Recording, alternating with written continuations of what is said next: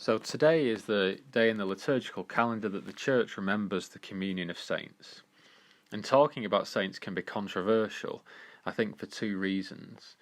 Firstly, I think we're wary of getting too close to saying that particular people are or could be perfect. We live in an iconoclastic age in which pretensions to authority, which for so long have garbed certain kinds of social organisation and certain individuals, particularly the aristocracy, the military, royalty, the scientific establishment, have come to seem in many cases merely ways of cladding ordinary human failings in glory, as it were, so that they escape scrutiny. And we've become used to revelations of how people vested with dignity and moral or spiritual authority by society don't actually live up to or even abused the spirit of the trust that's placed in them. And I think the second reason is perhaps our wariness derived from the Protestant Reformation of defining people as perfect or even really particularly admirable, because of the danger that we will succumb to the temptation to offer them some form of worship, whether this is explicitly acknowledged or not. And I think this is a sound instinct. The medieval Catholic Church tried to make a distinction between adoration and veneration, which seems sound in principle, but I think it's fair to say that in the medieval Catholic Church, people went beyond simply venerating or admiring the saints. It does seem as if the cults of the saints were much more like the kind of worship that we more appropriately offer to God. And it's not hard to find off-putting examples of modern hero worship either. The way certain musicians are treated by their fans is quite hard to watch. And it doesn't succeed in rendering the object of worship, the pop star in question, a convincing divinity. It actually seems to reduce them from a full human being to a screen upon which the fantasies of their fans are projected. And it simultaneously makes those who are offering this worship seem somehow abased in a way that is not consistent with their dignity as human beings. They seem, in fact, to grovel at the feet of their favourite celebrities. So the worship of human beings isn't just idolatrous and therefore an insult to God, it's also dehumanising and does no justice to our common humanity. And so we're wary, for all those very good reasons, of both claims to moral and spiritual perfection and the worship and respect that tends to attach to those claims. And unfortunately, in the third chapter of the first letter of John the Apostle that we hear today, John does get close to claiming that Christians in general ought to be perfect. He tells us those who have been born of God do not sin, because God's seed abides in them. They cannot sin because they've been born of God. And if this is the standard that believers should live up to, then not only are there no saints, there are no Christians at all. And so it does seem that our alarm at this notion of perfection is perhaps our most fundamental objection to the notion of sainthood.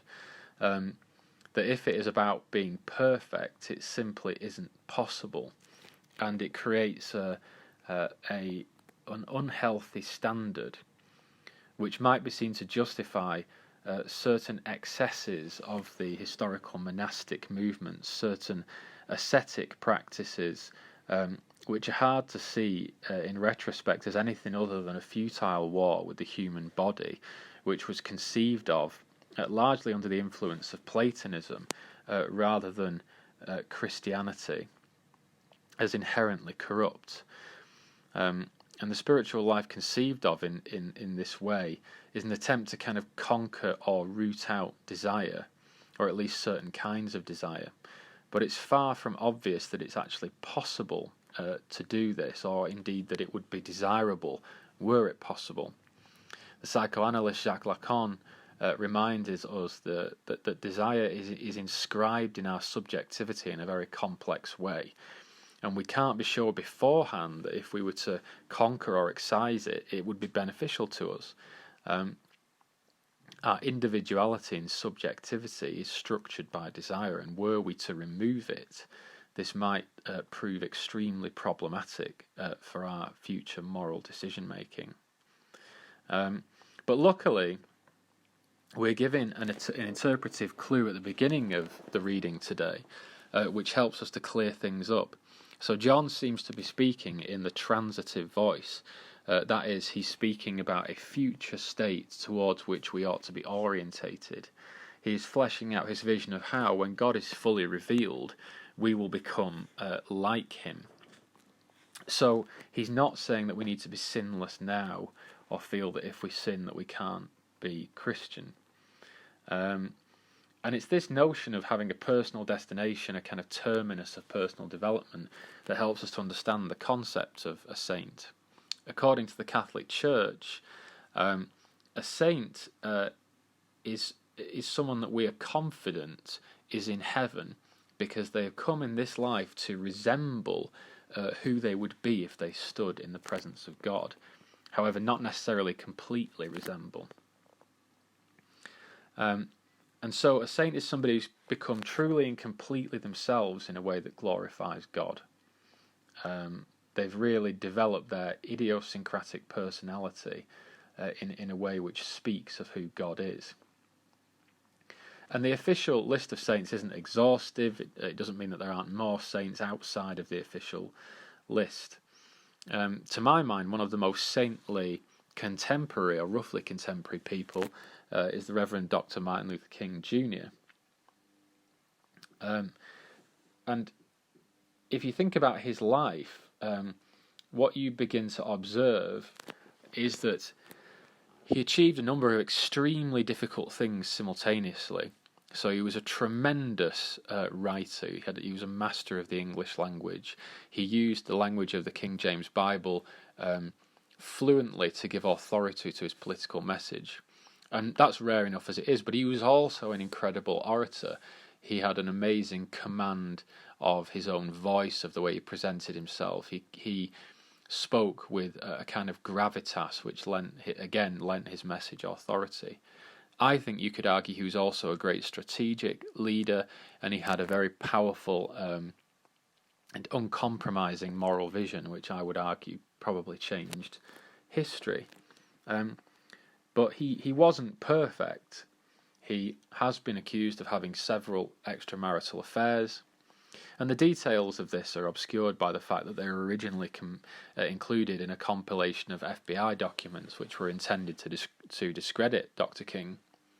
But nevertheless, it seems that he was certainly inordinately close to certain women that weren't his wife. So he wasn't perfect, but what he was is somebody whose personality, whose idiosyncratic identity was so developed in the service of God that he stood out from other people in quite a stark way. And he did it against very difficult circumstances, in highly charged, occasionally violent, oppressive and unjust context in which he was taking real risks with his personal safety. And that, to me, is what makes him a candidate for sainthood. It's that he was approaching this end, this telos of development of the human person in his life, although, as I said, not completely.